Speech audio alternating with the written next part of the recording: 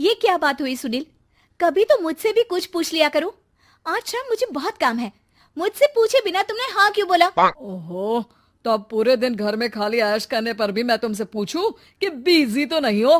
अरे फालतू का मेलोड्रामा नहीं चाहिए मुझे। टाइम से तैयार रहना। उसे सच में आज बहुत काम है बेटे, तू अकेले चला जाना।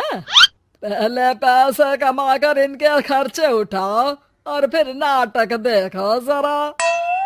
दोनों बाप बेटे हमेशा की तरह दोनों सास बहू को कड़वी बातें सुनाकर ऑफिस चले जाते हैं, जिसकी अब आदत होने पर वो दोनों भी किसी से कुछ बोले बिना अपने काम में लग जाती हैं।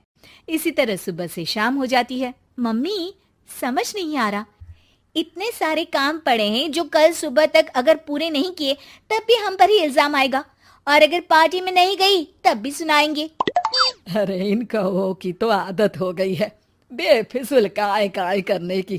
तू तैयार हो जा, काम मैं संभाल लूंगी। अब नेहा सुनील के घर वापस आने से पहले ही तैयार हो जाती है, जिस पर वो सुनील के आते ही पार्टी के लिए चले जाते हैं। वहां पहुंचकर हमेशा की तरह सुनील अपने दोस्तों में बिजी हो जाता है और नेहा एक कोने में खड़ी रहती है। रात बीतती है और अगली सुबह एक बार फिर वही रूटीन शुरू हो जाता है। इन लोगों को हमारे काम और जिंदगी की कोई अहमियत क्यों नहीं है? इन्हें कब समझ में आएगा कि घर में रहने वाली औरतें सिर्फ आराम नहीं करती। बेटा, मेरी तो उम्र बीत गई यही सोचते हुए, पर आज तक ना वो बदले और ना जवाब मिला। लेकिन माँ, समय हमेशा एक जैसा नहीं रह सकता, इन्हें बदलना होगा। सुबह से शाम होती है और फिर रात। इसी तरह दिन बीतने लगते हैं।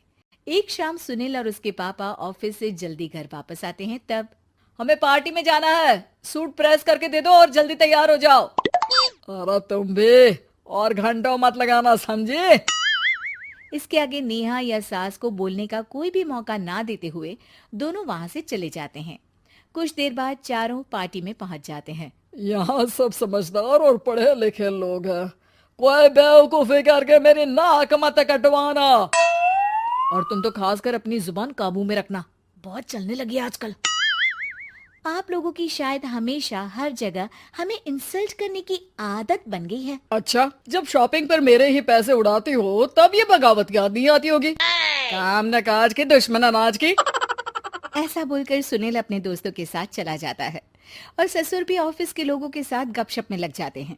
लेकिन सुनील की बात से परेशान नेहा और उसकी सास वहीं एक कोने में खड़ी रहती हैं। शांत हो जा, कर ही क्या सकते हैं। चल कोल्ड ड्रिंक पीते हैं, गुस्सा उतर जाएगा। जैसे ही नेहा और सास कोल्ड ड्रिंक लेने पहुंचती हैं, तो उन्हीं के बराबर में अल्कोहल का काउंटर देखकर नेहा का चेहरा चमक उठता है। वो मुस्कुराकर सास के कान में कुछ कहती है और दोनों पीना शुरू करती हैं। कुछ देर बाद दोनों चिल्लाते हुए अपने अपने पतियों को ढूंढने लगती है। कहाँ है सुनील? देख, तेरी असलियत आ रही है। कहाँ है सुनील के पापा? देखो, तुम्हारी शामत आ रही है। ये नजारा देखकर पार्टी वहीं थम जाती है।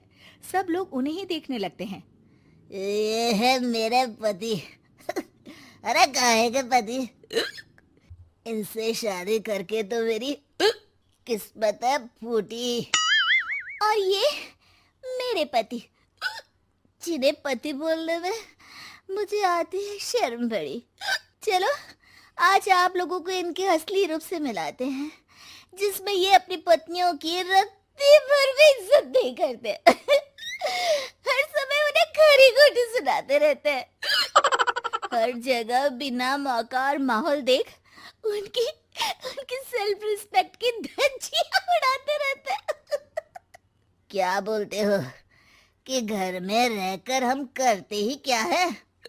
अगर ऐसी बात है तो कल से खुद अपने कपड़े धोना, प्रेस करना, सब्जी खरीदना, खाना बनाना और पसंद ना आने पर दोबारा बनाना, जैसे हम करते हैं ना।